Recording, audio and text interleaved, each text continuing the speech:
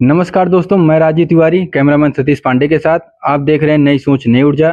अभी हम आ गए हैं जयसिंहपुर विधानसभा के बिनवन बिनवन गांव में।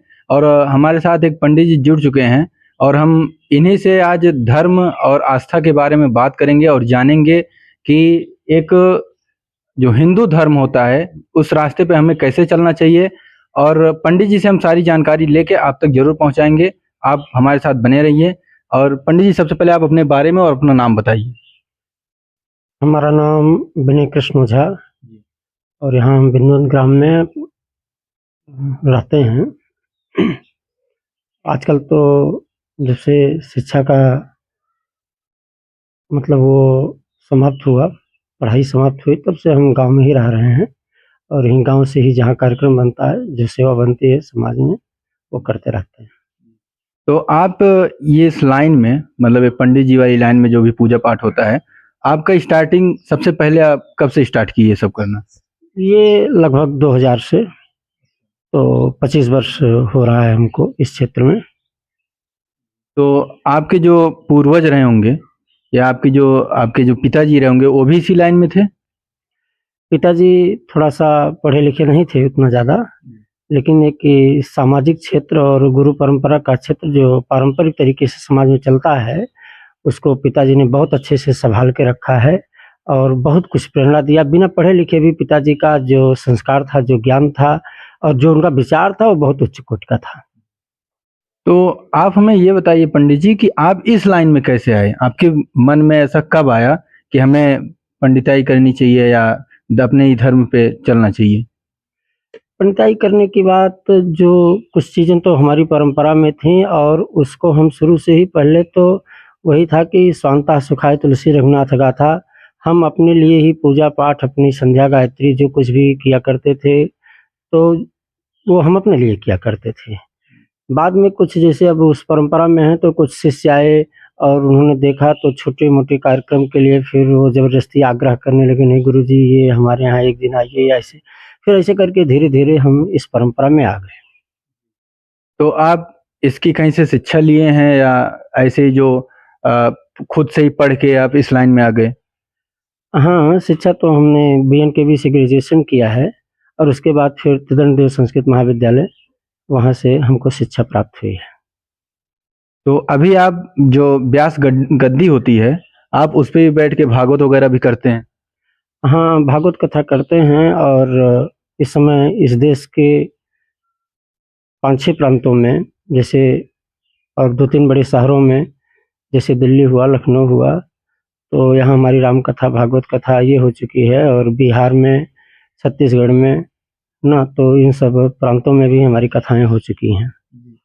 तो आप जो ये भागवत कथा जब आप कर रहे थे, तो उस टाइम मतलब सबसे पहला भागवत कथा आपका किस सत्र में हुआ था? सबसे प्रथम भागवत कथा मुझे याद है, ये 2001 में और पट्टी प्रतापगढ़ बाज़ार में, डाक बंगला के पास, वहाँ हुई थी। जी, तो पंडित जी एक गुरु होते हैं जो मंत्र वगैरह देते हैं, जो पढ़ाते लिखाते हैं, तो आपके गुरु कौन हैं? हमारे गुरु श्री यज्ञवेदी अयोध्या धाम, वो हमारे कुलगुरु हैं और गुरु जी का नाम नहीं लेना चाहिए। हम बस उनको ध्यानपूर्वक प्रणाम करते हैं, आचार्य जी को, गुरु जी को। तो अभी आपके गुरु से और आपका संबंध कैसा है? अब गुरु और शिष्य का संबंध तो मैं समझता हूँ कि एक आत्मा का संबंध है और ये अलौकिक संबंध है। संसार के सारे संबंध तो शरीर के होते हैं और ये आत्मा का संबंध है। तो अभी आप जो ये भागवत कर रहे थे, तो अभी तक कितना अनुभव आपका हो चुका है? भागवत कथा से समाज में बहुत कुछ अनुभव हुआ और हम लोग तो ये सोचते भी हैं कि वर्तमान समय में समाज की स्थिति क्या है, और थोड़ा-सा उसको उद्देश्य करके ध्यान में रख कर के फिर कथा करते हैं। और जहाँ तक कथा की बात है, तो अब तक के समय में लगभग हम 1000 कथा के आस-पास पहुँच रहे हैं, शिवपुराण, देवी भागवत और श्रीमद् भागवत राम कथा सब मिला कर के। तो अभी जब आप भागवत कथा कर रहे हैं तो आपका कुछ मतलब अगर किसी को भागवत कथा करवानी हो, तो उसका कुछ आपका कोई चार्ज वगैरह या श्रद्धा अनुसार? हाँ जी, आपने बहुत अच्छा प्रश्न किया और ये बहुत ही आवश्यक है आज के समय में। लेकिन जैसे मैंने पहले ही आपसे निवेदन किया कि मैं शुरू से ही स्वांतः सुखाय, तो इसके लिए मैं फिर धीरे-धीरे करके इस क्षेत्र में आज भी वो चीज़ें हमारे मन मस्तिष्क मानस पटल में हैं और मैं परमात्मा से ये प्रार्थना भी करता हूँ कि कभी भी ऐसी स्थिति ना आए कि हम किसी के लिए हम महँगे हो जाएँ या किसी को कोई परेशानी हो। तो हमारी अपने लिए कभी कोई बात नहीं होती है और मैं ये इस बात को दावा के साथ कह सकता हूँ कि कोई हमको ये नहीं कह सकता है कि मैंने अप्रत्यक्ष रूप से भी कभी किसी से अपने जीवन में कोई अपेक्षा की हो।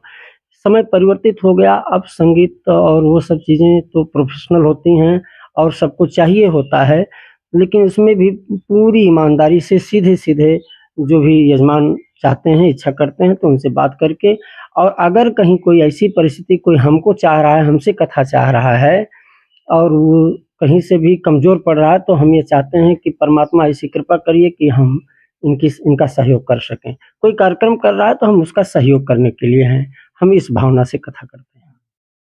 तो अभी तक आप मतलब बता रहे हैं कि 1000 से ज़्यादा आप भागवत कथा कर चुके हैं, तो आपको बहुत ज़्यादा अनुभव हो चुका है। तो कभी भी आपको कोई ऐसी कथा लगी, कहीं किसी ऐसे मंच पे बैठे जो आपके लिए चुनौतीपूर्ण रहा हो?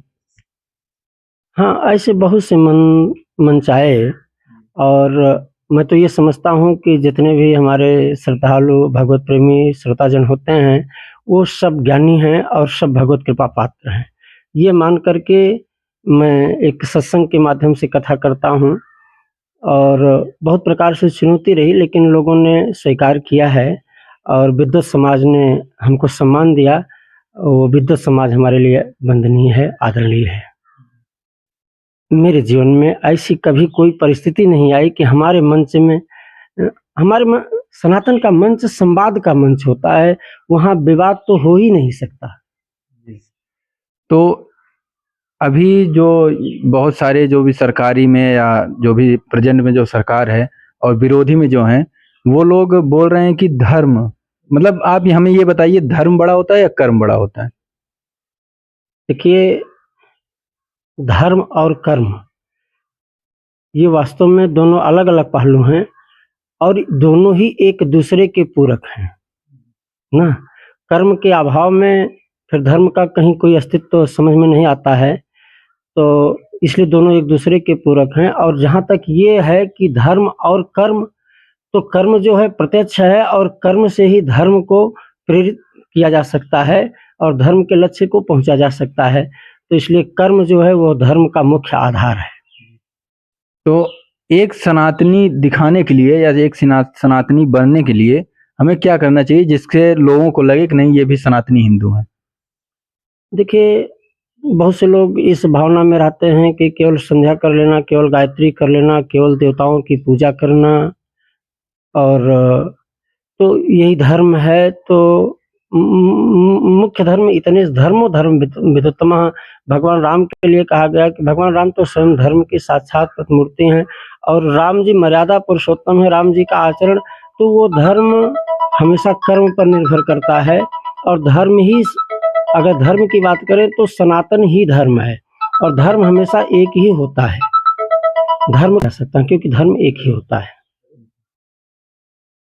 अभी हमने पंडित जी से बात की और हमें बात करके बहुत अच्छा लगा। इन्होंने हमें धर्म और जो हिंदू राष्ट्र और सनातन धर्म के बारे में इन्होंने बताया और राम मंदिर के बारे में भी बताया। जो लोग इधर-उधर बोलते हैं कि वो राम मंदिर के स्थान पे कॉलेज या हॉस्पिटल बन जाना चाहिए था।